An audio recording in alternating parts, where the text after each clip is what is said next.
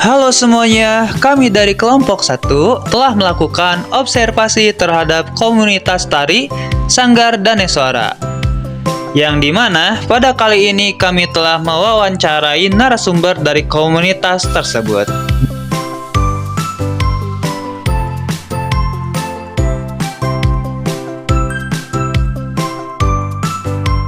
Kalian tahu gak sih, pada tahun 2025 ini, aneka ragam tari di Nusantara Indonesia tercatat sudah ada lebih dari 3.000 tari yang terdapat di Kementerian Budaya Republik Indonesia. Mantap gak tuh?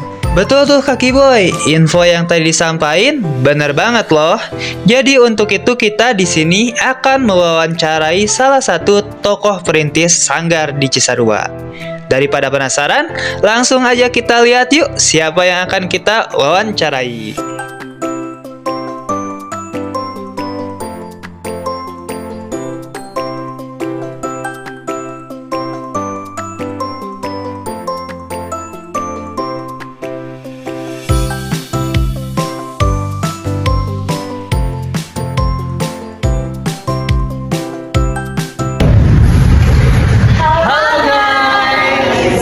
Kita lagi ada di Sanggar Tari Adiswara di Jalan Citeko ya, tepatnya di samping sekolahan Inhol atau Darul Quran. Ya betul. Halo, nama saya Sandi. Nama saya Zara. Halo, aku Muhammad Rizky Fadila atau bisa disebut Kay. Halo, aku Muhammad Rizky Abdillah atau biasa dipanggil Ki Boy. Halo, saya Naila Febriansyah. Halo, nama saya Tufa Dania Salsa. Halo, saya Siti Najila Pujido. Di sini saya akan melanjutkan dari rekan-rekan Sandi Maulana. Aku mau nanya ke kakaknya, kakak izin bertanya, apakah Sanggar Tari ini sudah pernah tampil di luar kota?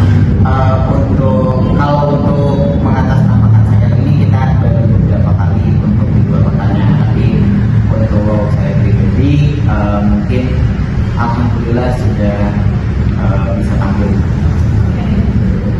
Terus aku mau nanya apa aja sih fasilitas yang tersedia di Sanggar ini? Oke, fasilitas di Sanggar Daneswara ini kita juga bukan hanya tanggal tari saja, jadi setiap harinya kita bisa berkegiatan. Di sini juga ada aerobik, ada zumba, pun juga di sini juga ada muay thai gitu. Jadi setiap harinya memang ada kegiatan-kegiatan.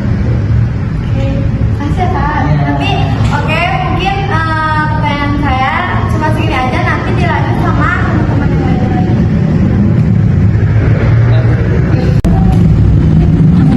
Oke, kali ini saya Muhammad Rizky Fadila dari kelompok di sini. Kak, apa kabar? Dari kabarnya seperti biasa, seperti biasa, selalu dengan berkegiatan tadi. Gitu. Kata-kata dulu tuh hari ini selalu pakai kata-kata, saya nggak bisa kata-kata, pokoknya mah selalu menggerakkan apa yang dia pikirkan gitu. Aku mau nanya beberapa. Sedia nanya? Boleh? Sedia. Saya mau jawab kalau misalkan bisa dijawab. Kalau bisa. Baiklah. Saya mau nanya soal bagaimana Anda mempromosikan soal Sanggar Tari ini ke masyarakat. Oke, untuk memperkenalkan di masyarakat umum, apalagi untuk baru banget berdomisili di daerah Desa Puncak ini, ada sedikit rancu karena kita nggak tahu pasarnya di sini apakah berminat dengan tari dan lain sebagainya. Tapi di saat kita melakukan promo-promo atau juga kita mengadakan tampilan-tampilan di saat ada acara jabatan dan lain sebagainya, ternyata banyak juga minatnya dari anak-anak di daerah sini. Kalau boleh tahu promonya itu apa aja sih? Yang maksudnya promonya apa aja, terus bagaimana cara melakukan promonya?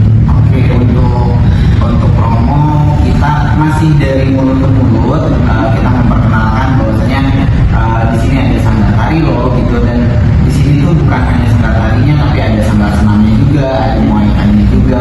Pun kita juga ada penyewaan untuk di Nusantara gitu, dan di sini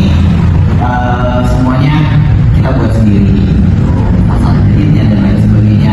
Jadi banyak juga bukan platform yang hanya sanggar dan suara yang tarinya, tapi juga dari yang lain.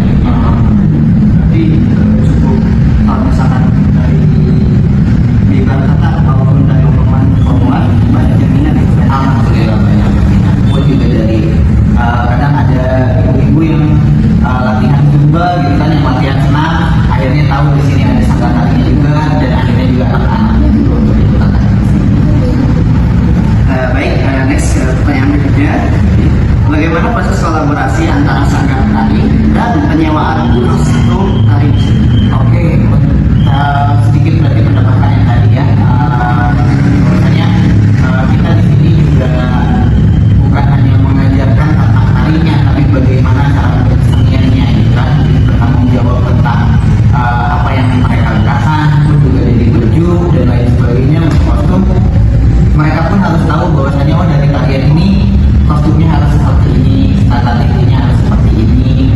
Jadi untuk baju-baju yang kita sewa pun, yang kita sewakan pun kayak sangkaran dan sebagainya, setidaknya saya juga bisa mengajarkan filosofinya atau latar belakangnya seperti apa. Kalau boleh tahu nih, ini mah penasaran aja. Misalnya ngasih contoh kostum tari yang langsung kita saksikan. Oke, kalau misalkan tadi yang sedang kita kasih materi itu ke ke anak-anak yang sekarang untuk materi ini. Oke, kita lanjut ke pertanyaan yang berikutnya ya Kak Mas. Jadi aku tuh mau nanya nih, kayak sanggar ini tuh kayak memiliki tari kreasi sendiri dan ciri khas tersendiri nggak sih Kak? Oke, untuk tarian sendiri kita pasti punya, pun juga setiap sanggar pasti mempunyai tariannya sendiri, tariannya masing-masing yang dinamakan tari kedapan. Kita juga punya, tapi untuk saat ini saya lebih fokus untuk mengajarkan ke anak-anak bahwasanya mereka harus tahu dasarnya terlebih dahulu, dan dari pergerakannya dia harus tahu bahwasanya nama gerakannya itu apa, filosofinya itu apa, gunanya itu apa. Kak, aku mau nanya, kalau misalnya di sini kan udah sanggarnya kecil, orang keluarga ya kan, tapi sanggar ini dapat dukungan masyarakat nggak?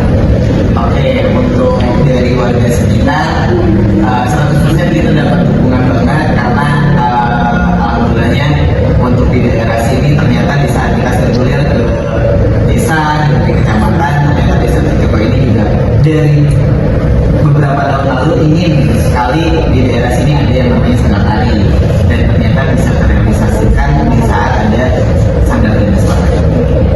Terus apa faktor penghambat dalam pelestarian kesenian di sanggar ini? Faktor penghambatnya sebetulnya balik lagi ke niat dari anak-anaknya masing-masing, itu pun juga dukungan dari orang tua. Kadang di saat ada anaknya yang benar-benar minat, tapi ternyata dukungan orang tuanya tidak begitu signifikan untuk mendorong untuk anaknya untuk maju ke pendidikan. Ya, lanjut lagi buat tanya. Jadi pertanyaan yang sebelumnya, ada sih ada penyewaan kostum yang beragam kan, tapi itu ada penyewaan apa aja sih?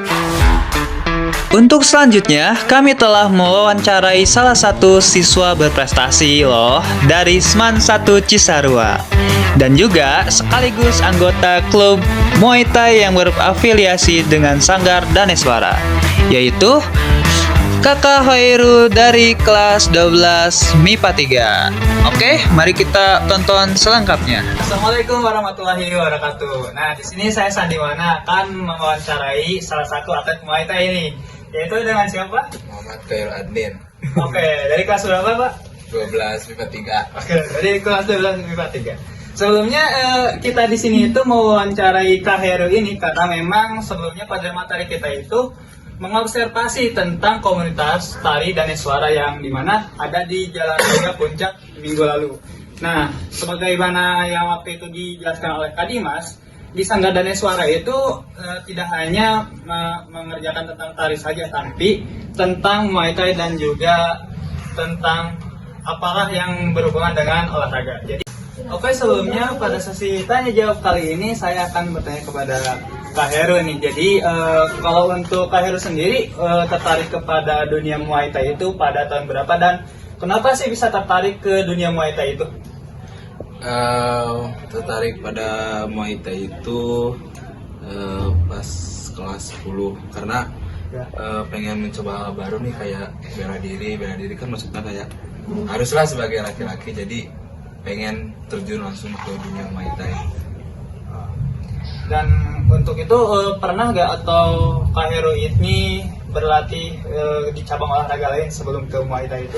Sebelum ke Muay Thai ikut cabang olahraga silat. Oke, dan untuk sekarang itu apa ya namanya? Perguruan yang diikuti Kak Heru itu ada berapa banyak dan event-event apa yang udah Kak Heru itu lakuin? Ada kejuaraan apa aja gitu? Kalau saya pribadi, kalau silat baru ngikutin Tegar Beriman Championship, Wika Championship, dan Senkaido. Nah, kalau di bidang Muay Thai, saya baru mengikuti yang pertama Muay Thai Kapolres Cup, terus Brimob Muay Thai yang di Cianjur, terus juga Asta Muay Thai. Gitu. Dari beberapa event yang udah Kak Heru apa ya namanya ikuti, yang mana sih yang paling berkesan, yang mempunyai pengalaman yang keren gitu bagi Kak Heru sendiri gitu? Event pas Kapolres Cup Muay Thai. Oh, pas Kapolres Cup. Oke, dan di situ hanya Kak Heru saja atau gimana? Itu sama rekan-rekan yang lain kayak Laka, Ajri, Bima, dan lain-lain banyak juga di sana. Oke, bagus sekali Kak. Kalau untuk itu saja yang saya tanyakan kepada Kak Heru, dan selanjutnya akan dilanjutkan oleh rekan saya selanjutnya. Oke teman-teman, kita lanjut ke pertanyaan berikutnya nih. Perkenalan dulu nih, ada Bang siapa ini? Bang Khairul. Dari MIPA 3 ya. Nah, oke, kita lanjut ke pertanyaan berikutnya Bang. Jadi aku mau nanya nih Bang, terkait latihan dasar teknik Muay Thai itu ada apa aja kira-kira Bang? Teknik dasar Muay Thai yang pertama itu ada namanya pukulan jab. Pukulan jab. Jab itu pukulannya tangan kiri. Tangan kiri. Ya, ada juga yang namanya cross. Cross itu tangan kanan. Pukulan tangan kanan. Dan juga ada namanya elbow atau bisa disebut sikut. Ya, yang kayak gitu. Terus juga ada namanya keni. Kalau keni kita menggunakan lutut ya buat ke tulang rusuk atau enggak ke kepala. Ada juga yang namanya cleanse. Kalau cleanse itu biasanya kita digunakan buat napas, buat tarik napas kayak meluk. Mungkin aku juga mau nanya nih Bang, terkait peraturan dalam bertarung di Muay Thai itu. Kalau peraturan dari Muay Thai, kita nggak boleh, yang pertama nggak boleh kena kemaluan, yang kedua nggak boleh kena kepala belakang. Ya, Itu aja paling. Itu aja. Tapi Bang, menurut Abang nih, yang paling gerakan Muay Thai yang paling berbahaya dipakai buat di turnamen itu apa Bang? Elbow sama keni itu bahaya. Biasanya kan kalau misalnya elbow tuh bisa namanya sobek jidat atau misalnya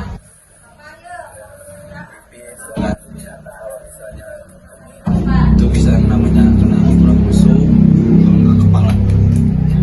Itu ya teman-teman, lumayan berbahaya juga ya berbagai teknik Muay Thai. Oke, saya akan melanjutkan pertanyaan berikutnya. Apa saja sih perlengkapan yang dibutuhkan untuk berlatih Muay Thai? Perlengkapan yang dibutuhkan buat latihan Muay Thai yang pertama ada namanya hand wrap. Hand wrap itu buat mencegah cedera tangan. Ada juga yang namanya glove yang buat tinjunya. Dan kita juga ada yang namanya singgat. Singgat itu buat tulang kering. Nah, udah singgat ada yang namanya juga kalau kita sebutnya gamsil. Gamsil itu buat gigi di sini, dan juga ada yang namanya headcut. Headcut itu buat menjaga kepala. Oke, terus pertanyaan selanjutnya, apa saja kelemahan saat Muay Thai? Kelemahan saat Muay Thai itu biasanya yang pertama kemaluan ya, kemaluan juga rahang. Itu biasanya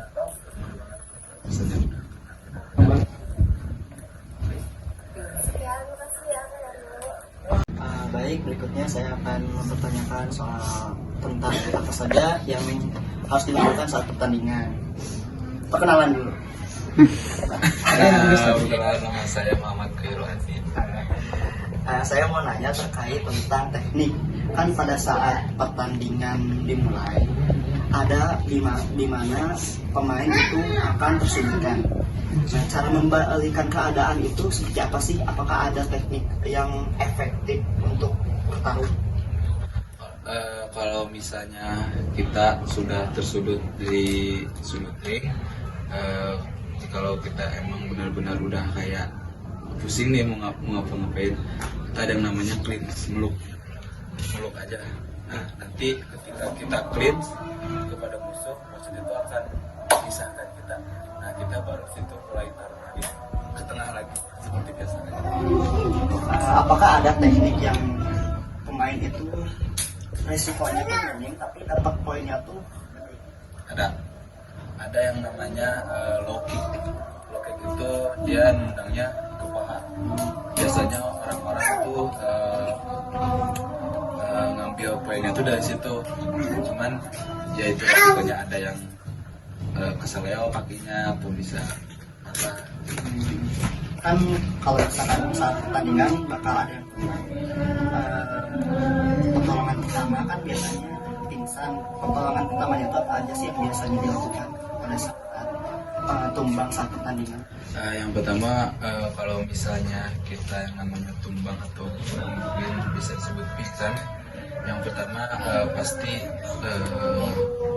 nafas dulu, dikasih pernapasan kayak gitu. Nah, yang kedua nanti bakal dibawa sama tim medis. Kita ke Oke, saya akan melanjutkan pertanyaan selanjutnya. Bagaimana cara memaksimalkan pengalaman berlatih Muay Thai? Pengalaman yang pertama kita harus yang namanya mempersiapkan fisik, mental, sama juga teknik. Itu yang benar-benar harus dipersiapkan ketika kita mau terjun ke dunia Muay Thai atau masuk ring.